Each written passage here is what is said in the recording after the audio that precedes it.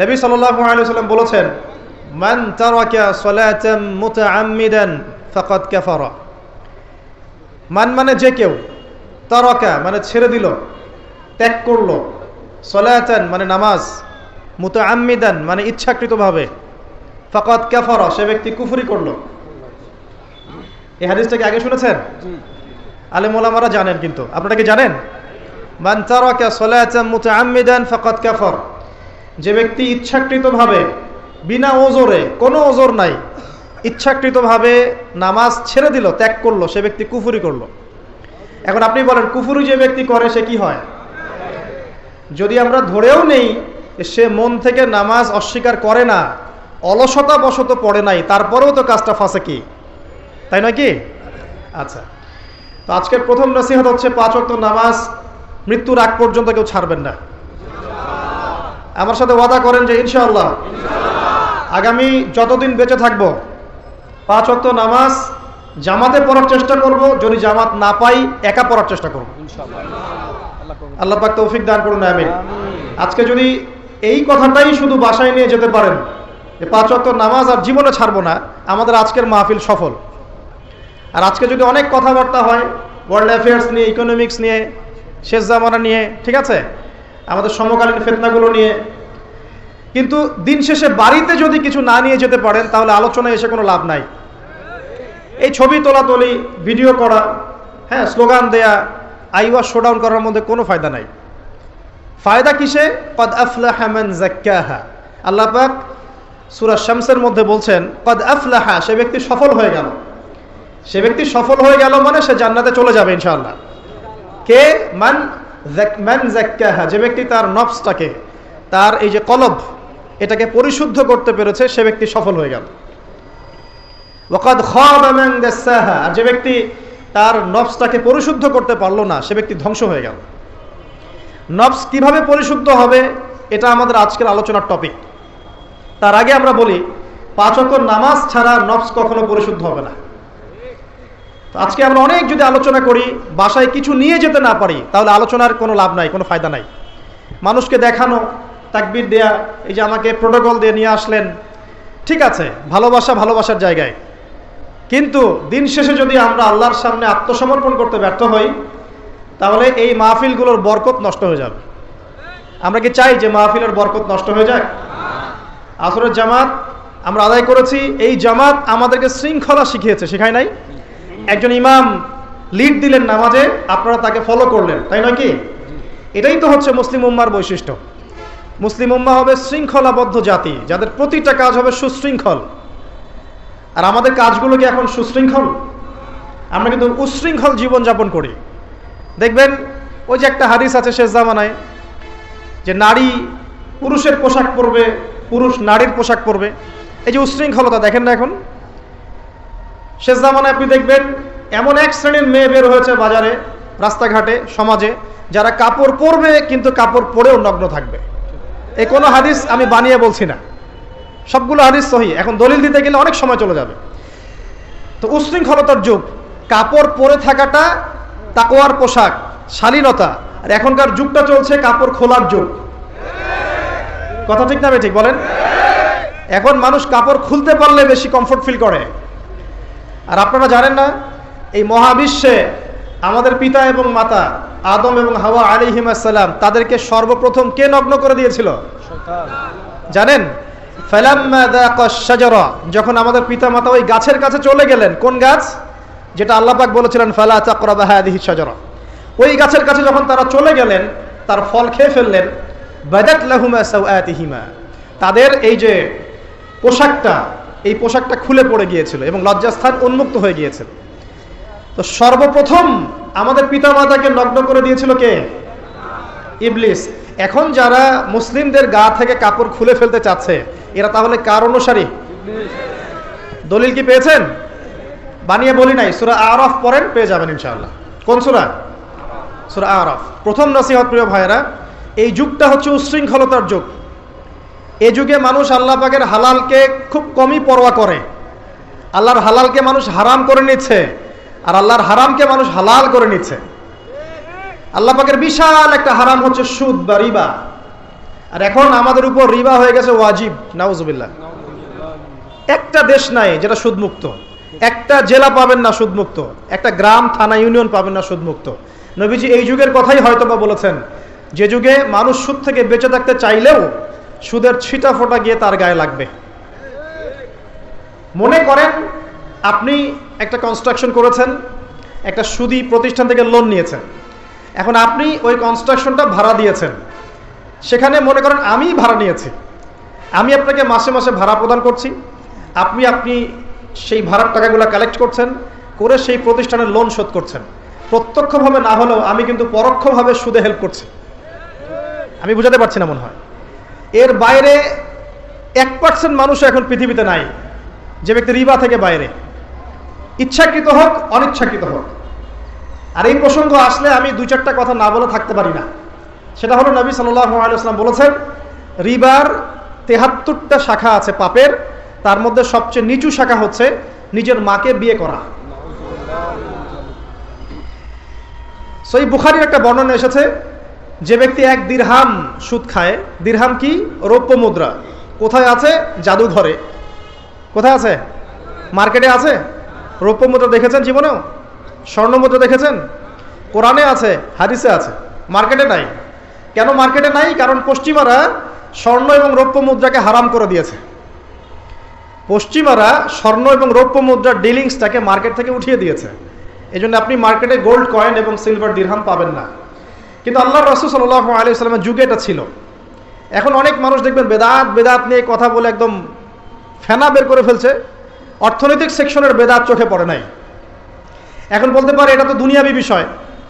বাস্তবিক অর্থে এটা দুনিয়াবি বিষয় নয়, কারণ এই পেপার মানির মধ্য দিয়ে, ইলেকট্রনিক মানির মধ্য দিয়ে আপনার সম্পদকে সিজ করে চুষে খাওয়া হচ্ছে, আপনি বুঝতে পারছেন না। এখন প্রতারণা করা কি জায়েজ না জায়েজ? শোয়েব আলাইহিস সালামের নাম শুনেছেন?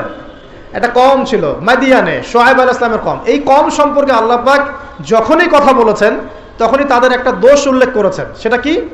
সেটা হচ্ছে যে তোমরা অন্যায়ভাবে মানুষের সম্পদ আত্মসাৎ করো না। তোমরা অন্যায়ভাবে মানুষের সম্পদ আত্মসাৎ করো না। এই কাজটা করতো শোয়েব আলাইহিস সালামের কম, এবং তারা মাপে কম দিত, জনগণের অর্থ সম্পদ লুটে পুটে খেত। আল্লাহ রাব্বুল আলামিন তাদেরকে ভূমিকম্প দিয়ে ধ্বংস করে দিয়েছে। এখন এই পুরো মনিটরি সিস্টেম যেটা চলছে, এর মধ্য দিয়ে গরিব যে দেশগুলো আছে, স্বল্প উন্নত দেশ বা মধ্যম পর্যায়ের দেশ বা আরও নিম্ন পর্যায়ের অর্থনৈতিক সেকশনে, তাদের রক্তগুলো চুষে চুষে খেয়ে একটা সভ্যতা আজকে বিশাল বিশাল অট্টালিকা নির্মাণ করেছে। এই যে অন্যের রক্ত চুষে নিজে বড়লোক হওয়া, এটা কি হালাল না হারাম? এ কারণেই এই মনিটরি সিস্টেমের মধ্যে হারাম আছে। এই যুগটা সেই যুগ যেখানে মানুষ আল্লাহর হারামকে হালাল করে নিয়েছে আর হালালকে হারাম করে নিচ্ছে। রিবা একটা টাটকা হারাম, আমরা এটাকে হালাল করে ফেলেছি। এখন এই হাদিসগুলো শুনলে আমাদের গায়ের মধ্যে দাগও কাটে না, অন্তরটা কেঁপে ওঠে না, আমাদের কলবে কোনো নড়া দেয় না। নবী সাল্লাল্লাহু আলাইহি ওয়াসাল্লাম বলছেন, 1 দিরহাম যে ব্যক্তি সুদ খেয়েছে সে যেন 36 বার জেনা করেছে। কতবার? আমি হাদিসটা বানিয়ে বললাম কি বললাম না, আপনারা আলেমদেরকে জিজ্ঞাসা করবেন, বাসায় গিয়ে অবশ্যই জিজ্ঞাসা করবেন। যদি দেখেন হাদিস ঠিক আছে, সহিহ, তাহলে আল্লাহর ওয়াস্তে এখন যেমন তওবা করলেন আমি 5 ওয়াক্ত নামাজ ছাড়বো না, ঠিক আমার সাথে আবার তওবা করেন, সারা জীবন সুদ খাবো না ইনশাআল্লাহ। নবী সাল্লাল্লাহু আলাইহি ওয়াসাল্লাম 4 শ্রেণীর মানুষকে অভিশাপ করেছেন। 1 শ্রেণী যে সুদ খায়, 2 নাম্বার যে দেয়, 3 নাম্বার যে সাক্ষী থাকে, 4 নাম্বার যে লিখে রাখে। এখন আপনি বলেন এই পুরো মনিটরি সিস্টেমের মধ্যে এই 4 শ্রেণীর মানুষ আছে না? কোনো না কোনোভাবে আমরা এর সাথে সম্পৃক্ত নই কি? সম্পৃক্ত। অতএব আল্লাহর এই বাণীকে যদি ভয় করেন, কোন বাণী? আল্লাহ পাক বলছেন, ইয়া আইয়ুহাল্লাযীনা আমানু, হে মুমিনগণ, ইত্তাকুল্লাহ, তোমরা আল্লাহকে ভয় করো, ওয়া যারু মা বাকিয়া মিনার রিবা ইন কুনতুম মুমিনিন, তোমরা সুদের অবশিষ্ট অংশগুলো ছেড়ে দাও যদি প্রকৃতপক্ষে তোমরা মুমিন হয়ে থাকো। ওয়া ইল্লাম তাফআলু, তোমরা যদি সুদ না ছাড়ো, আল্লাহর হুঁশিয়ারি শোনেন, যদি তোমরা সুদ না ছাড়ো, ফাযানু বিহারবিন মিনাল্লাহি ওয়া রাসূলিহি, তাহলে আল্লাহ এবং তার রাসূলের সাথে যুদ্ধের ঘোষণা শুনে রাখো। আল্লাহ এবং তার রাসূলের বিপক্ষে যুদ্ধ করে কেউ জান্নাতে যাবে? কেউ কবরের আযাব থেকে বাঁচতে পারবে? কেউ হাউজে কাউসারের পানি পাবে? আল্লাহ এবং তার রাসূলের সাথে যুদ্ধ করে কেউ টিকতে পারবে? আপনার কি তাই মনে হয়? যদি মনে হয় তাহলে দিব্যি সুদ খান, কোনো সমস্যা নাই। আর যদি মনে হয় যে আল্লাহ এবং তার রাসূলের সাথে যুদ্ধ করে আমি পার পাবো না, আল্লাহ এবং তার রাসূলের বিরুদ্ধাচরণ করে আমার কবর টিকবে না, কারণ আমি একটা কথা বারবার বলি আপনাদেরকে যে আল্লাহ ছাড়া আমাদের আপন বলতে কেউ আছে? একা এসেছেন পৃথিবীতে, একাই যেতে হবে।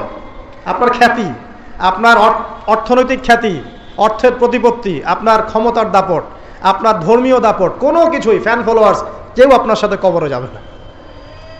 মনে করেন আমি আসছি, আপনারা সবাই স্লোগান দিচ্ছেন, কথার কথা আপনারা আমাকে ভালোবাসেন, বা একজন পলিটিশিয়ান আসছে, আপনারা সবাই স্লোগান দিচ্ছেন, ভালোবাসেন তাকে। দিন শেষে ওই পলিটিশিয়ান একাই কবরে যাবে, দিন শেষে আপনিও একাই কবরে যাবেন, আমিও একাই কবরে যাব। আলটিমেটলি কি হলো, দুনিয়া এবং আখেরাতে আল্লাহ ছাড়া প্রকৃত বন্ধু আমাদের কেউ নাই, প্রকৃত মওলা কেউ নাই। সেই আল্লাহ এবং তার রাসূলের বিরুদ্ধাচরণ করে কেউ তার সাথে যুদ্ধ করে কবরে পার পাবে, এমনটা ভাবা বোকামি নয় কি? আল্লাহ পাক আমাদেরকে বোঝার তৌফিক দান করুন।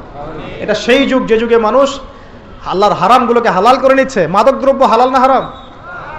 এখন দেখবেন মেজরিটি সংখ্যক মানুষ মাদকদ্রব্যের সাথে সংশ্লিষ্ট হয়ে গেছে। স্পেশালি বর্ডার এলাকা যেগুলো আছে বাংলাদেশের, সেই বর্ডার এলাকাগুলোতে দিব্যি রমরম ব্যবসা চলছে, মাদকের দিব্যি ব্যবসা চলছে। এবং যারা মাদক খাচ্ছে এরা মুসলিম, তারা হয়তো এই হাদিস জানে না। আল্লাহ পাক ওদের কানের মধ্যে আমার এই হাদিস যেন পৌঁছে দেন, আমিন।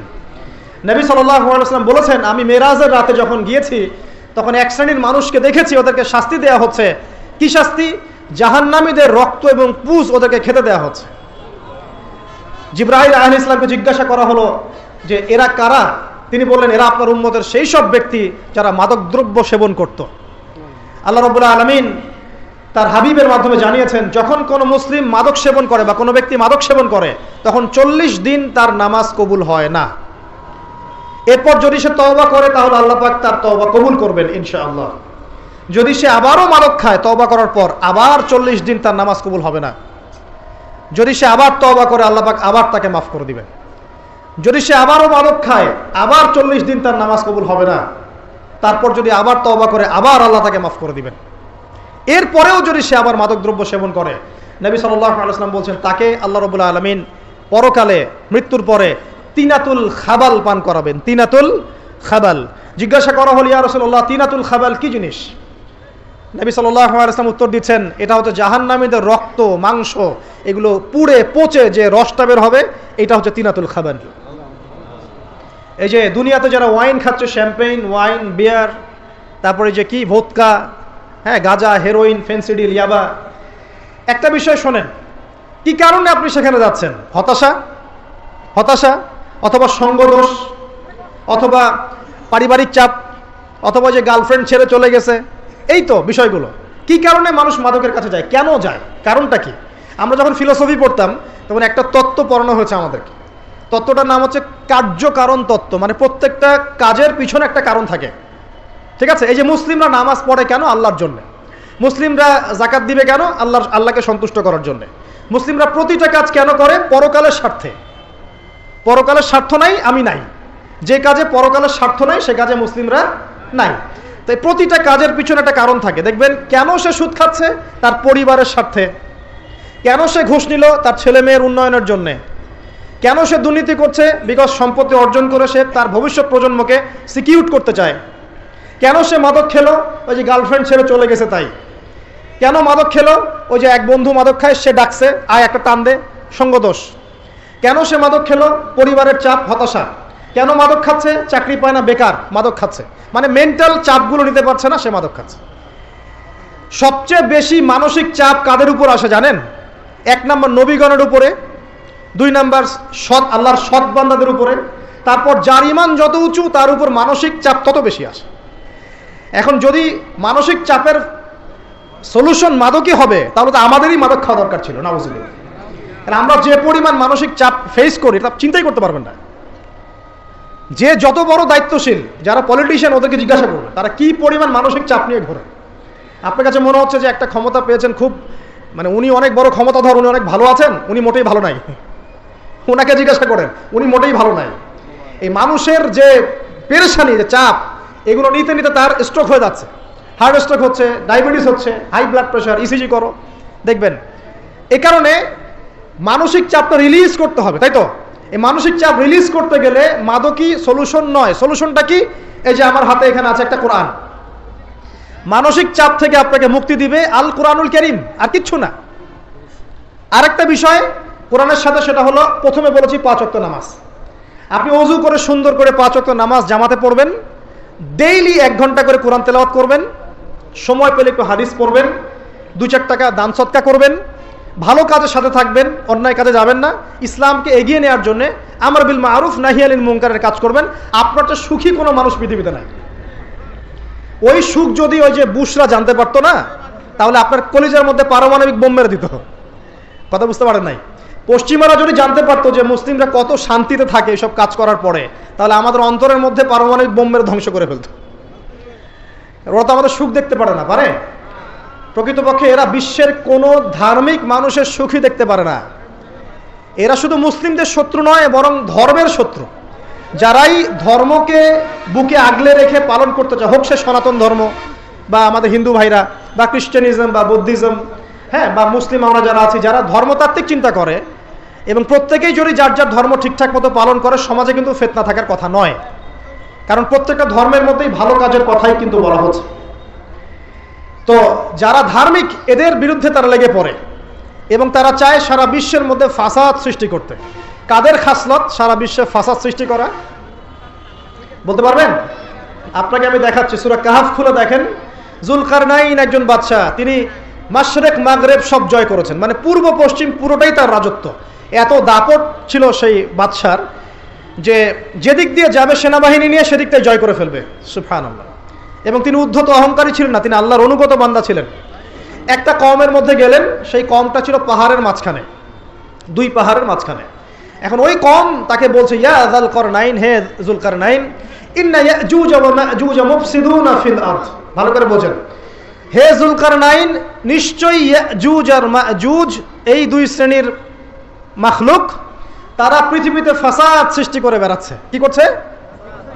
সারা পৃথিবীতে ফাসাদ সৃষ্টি করে বেড়াচ্ছে। ফাহাল নাজআলু লাকা খরজান আলা আন তাজআলা বাইনানা ওয়া বাইনাহুম সাদ্দা।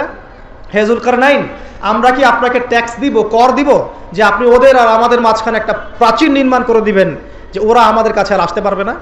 কারা এটা? ইয়াজুজ আর মাজুজ। এই ইয়াজুজ আর মাজুজকে যুলকারনাইন আলাইহিস সালাম তিনি প্রাচীর নির্মাণ করে দিলেন লোহা এবং এই যে তামা দিয়ে। এরপর তারা আর ওই কওমের ক্ষতি করতে পারলো না। কিয়ামতের আগে আগে তারা বের হয়ে আসবে এবং সারা বিশ্বে ফাসাদ সৃষ্টি করবে। এখনো তারা বের হয়ে আসছে, আমি সেটা বলছি না, কিন্তু এখন পুরো বৈশ্বিক প্রেক্ষাপটে যারা বিশ্বে ফাসাদ সৃষ্টি করে বেড়াচ্ছে, এদের মধ্যে এই ইয়াজুজ মাজুজের খাসলত আছে, চরিত্র আছে। দেখবেন ওই দিকে ইউক্রেনকে ব্যস্ত রেখেছে রাশিয়ার এগেনস্টে এবং নিউক্লিয়ার যুদ্ধ বাঁধানোর পায়তারা করছে। এটা অলমোস্ট আমাদের ঘরের কোনায় চলে এসেছে। নকিং অ্যাট দ্য ডোর বলে একটা কথা আছে ইংরেজিতে, একদম ঘরের কোনায় যে কোনো মুহূর্তেই দেখবেন ওয়ার্ল্ডে একটা ম্যাসাকার সৃষ্টি হয়ে গেছে। ওইদিকে তাইওয়ানকে ব্যস্ত রেখেছে চায়নার এগেনস্টে, ওইদিকে ইসরায়েলকে ব্যস্ত রেখেছে প্যালেস্টাইনিদের এগেনস্টে, এদিকে দেখবেন যে ইরাকে ব্যস্ত রেখেছে এই কন্টিনেন্টকে আইএসআইএস দিয়ে। ঠিক আছে, বাংলাদেশকেও ব্যস্ত রাখার চেষ্টা করছে মায়ানমারকে দিয়ে, দেখছেন না? তো পুরো বিশ্ব জুড়ে এদের এজেন্ডা হচ্ছে সারা বিশ্বে আমরা ফাসাদ সৃষ্টি করে মানব জাতিকে কমিয়ে ফেলবো, মুসলিমদেরকে ধ্বংস করব, মুসলিম যুবকদেরকে পর্ন দেখাবো, ওদেরকে মাদক খাওয়াবো, ওদের মধ্যে জেনা, অশ্লীলতা, পরকীয়া ছড়িয়ে দিব, হ্যাঁ, এবং মহামারী ছড়িয়ে দিব, দিয়ে মুসলিম জনসমষ্টিকে কমিয়ে নিয়ে আপোষে কোন্দলে লাগিয়ে দিয়ে আস্তে আস্তে আমরা বিশ্বে শাসন করতে হবে, এদেরকে ডমিনেট করে দিব। এবং এই এজেন্ডা বাস্তবায়নের দিকে তারা এগিয়ে যাচ্ছে সুকৌশলে। আর আমরা কি করছি ভাই? আমরা শুধু কাজ যতটুকু না করছি তার চেয়ে বেশি আমরা আয়ু আশা শোডাউন করছি। দেখেন বেশিরভাগ মানুষ আমাদের নামাজের খবর নাই, বেশিরভাগ মানুষ তাজকিয়া আত্মশুদ্ধির খবর নাই, ভালো আলেমের কাছে এসে পড়ে থাকবে কোনো খবর নাই, কোরআন পড়া শিখবে এসবের খবর নাই। যেগুলো করলে কোনো সমস্যা হয় না বা অল্প পরিশ্রমে করা যায়, ওই যে ঘরের মধ্যে শুয়ে শুয়ে ফেসবুকে 2 লাইন লেখা যায়, খুব সহজ, লিখলেন আবার শুয়ে গেলেন, কোনো সমস্যা নাই। কোনো কনস্ট্রাকটিভ সুদূর প্রসারী কাজ আমাদের হচ্ছে না, যেটা হচ্ছে এটা প্রয়োজনের তুলনায় নিতান্তই নগণ্য। এই কারণে আমাদের যারা দিন, আমরা যারা বুঝি, যাদের মধ্যে ইসলামের চেতনা আছে, ইসলামকে ভালোবাসি, আমরা যারা চাই দিন এগিয়ে যাক, আমাদের কনস্ট্রাকটিভ কাজ করতে হবে, মানে সুদূর প্রসারী কাজ করতে হবে। শৈথিল্যতাবাদীও হবেন না, আবার চরমপন্থীও হবেন না, মধ্যমপন্থী হয়ে ইসলামকে, কোরআনকে এবং হাদিসকে হাতে নিয়ে উম্মার ঐক্যের স্বার্থে, দেশ জাতি জনগণের ঐক্যের স্বার্থে এগিয়ে যান। আল্লাহ পাক আপনাদের হাতকে শক্তিশালী করুন, দোয়া করে। এখানে খুবই স্মার্ট হতে হবে এবং বেসিক কাজগুলো খুব বেশি করে করতে হবে। বেসিক কাজ কি ভাই? বেসিক কাজ হচ্ছে আপনার নামাজ, বেসিক কাজ আপনাকে কোরআন শিখতে হবে, বেসিক কাজ আপনাকে আরবি শিখতে হবে, বেসিক কাজ আপনি যেখানে পড়াশোনা করছেন এই পড়াশোনা করে ওই জ্ঞানটাকে দিয়ে ইসলামের খেদমতে আপনাকে কল্যাণে কাজ করতে হবে। বেসিক কাজ যেখানে আপনাকে আল্লাহ পাক দায়িত্ব দিবেন সেখান থেকেই আপনাকে দিনের খেদমত করতে হবে। ডক্টর হন, দিনের খেদমত করেন, ইঞ্জিনিয়ার হন, দিনের খেদমত করেন, পলিটিশিয়ান হন, কোনো আপত্তি নাই, আমরা আপনাকে ভোট দিব ইনশাল্লাহ, আমরা আপনাকেই ভোট দিব ইনশাল্লাহ। আপনি ওখানে গিয়ে দিনের খেদমত করেন, আল্লাহ পাক তৌফিক দান করুন। কথা কি বুঝতে পারছেন? ইসলাম ক্ষমতা জোর করে আদায় করে নেওয়ার জন্য আসে নাই। আবু যার রাদিয়াল্লাহু আনহু কি বলছেন জানেন? আবু যার রাদিয়াল্লাহু আনহুকে নবী সাল্লাল্লাহু আলাইহি ওয়াসাল্লাম বলছেন, আবু যার তুমি দায়িত্ব চেয়ে নিও না, কারণ যদি তুমি দায়িত্ব চেয়ে নাও তখন আল্লাহর পক্ষ থেকে তোমাকে সাহায্য করা হবে না, আর যদি মানুষ তোমাকে দায়িত্ব দেয় আল্লাহ তোমাকে সাহায্য করবে ইনশাআল্লাহ। কত চমৎকার সিস্টেম ইসলাম। আর এখন আমরা কি করি? আমাকে দেন, ও ভালো না আমি ভালো, ওরা সব খারাপ আমি ভালো। বুঝতে পারছেন না কিয়ামতের মাঠে কি কঠিন হিসাবটা দিতে হবে। আল্লাহ পাক আপনাদেরকে বোঝার তৌফিক দান করুন। এগুলো কল্যাণকর নয়, আপনার জন্য অকল্যাণ হতে পারে। তবে হ্যাঁ, যদি আপনার মধ্যে ঈমান থাকে, আপনার মধ্যে যোগ্যতা থাকে, অবশ্যই আপনি দায়িত্ব চেয়ে নেবেন এবং ইনশাআল্লাহ তখন আমরা আপনাকে দায়িত্ব দিব, আমরা আপনাকে ভোট দিব, আপনি জনগণের শাসন কার্য পরিচালনা করবেন, আল্লাহ আপনার হাতকে শক্তিশালী করবেন ইনশাআল্লাহ। আল্লাহ পাক আমাদের নিচু থেকে উঁচু মহলের সবাইকে হেদায়েত দান করুন, দোয়া করি। ইসলাম কারো শত্রু নয়। মুসলিমের রক্ত ঝরানোর জন্যে, কল্লা কাটার জন্য আমরা কিন্তু পৃথিবীতে আসি নাই। আমরা আমাদের আসল শত্রুদেরকে চিনতে ভুল করেছি, এই কারণে আমরা আপোষে হানাহানি কাটাকাটির মধ্যে লিপ্ত আছি। এই যে সামনে যে কি হবে আল্লাহ ভালো জানেন। দেখবেন কত মানুষ যে মুসলিম মারামারি করে মারা যাবে আল্লাহ ভালো জানেন। এগুলো কাম্য নয়। আল্লাহ পাক আমাদেরকে বোঝার তৌফিক দান করুন। দেখুন ভাই, এই যুগের কথা বলতে গিয়ে এখানে আসলাম। ওই যে যুলকারনাইন যে ইয়াজুজ মাজুজের কথা বললো, এখনকার বিশ্ব যারা পরিচালনা করে দেখবেন তাদের মধ্যে ওই ফাসাদ সৃষ্টি করার এই খাসলতটা থেকেই গেছে। সারা বিশ্বেরা ফাসাদ সৃষ্টি করছে। আমি কিন্তু বলিনি এরাই ইয়াজুজ মাজুজ, কথাকে আবার অন্যদিকে নিয়ে যায় না, আমি কিন্তু এই কথা বলি নাই। আমি বলছি তাদের মধ্যে এই চরিত্র দেখা যায়। এই যুগ সেই যুগ যখন আপনি মাদককে হালাল করে নিচ্ছেন, রিবাকে হালাল করে নিচ্ছেন, বেহায়াপনাকে হালাল করে নিচ্ছেন, কাপড় খোলাকে হালাল করে নিচ্ছেন। আপনি মুসলিম হয়েও দেখবেন শিরকে লিপ্ত আছেন, সুন্নতে লেবাস আছে কিন্তু আকীদার মধ্যে বেদাত থেকে গেছে। আপনি মুসলিম হয়ে হালাল হারাম রিজিকের পরোয়া করছেন না, দিনের বেসিক জিনিসগুলো শিখছেন না। আল্লাহ পাক এই যুগের ফিতনাগুলো থেকে আমাদের মুসলিমদেরকে হেফাজত করুন, আমিন।